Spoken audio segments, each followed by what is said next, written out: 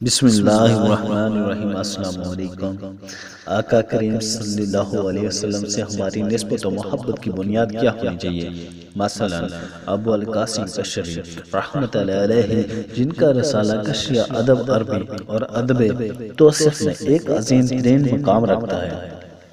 ہر احد کے علماء و فقہا عرفا اور اولیاء نے اس سے استفادہ کیا ہے۔ اپنی تفسیر میں فرماتے ہیں کہ آقا کریم صلی اللہ علیہ وسلم آداب کا خیال رکھتے ہوئے زبانی سوال سے خاموش رہے اور قبلہ کے معاملہ کی دل سے تمنا کی۔ آسمان کی طرف اس لیے دیکھا کہ وہ حضرت جبرائیل علیہ السلام کے اترنے کا راستہ تھا۔ پس اللہ تعالیٰ نے یہ آیات قد نری تقلب وجہک فی السماء نازل فرما کر بتایا کہ ہم تمہارے اس سوال کو جانتے ہیں جو آپ صلی اللہ علیہ وسلم کی زبان مبارک پر نہیں آیا، بس ہم نے صرف آپ کے لیے قبلہ کو تبدیل فرما دیا۔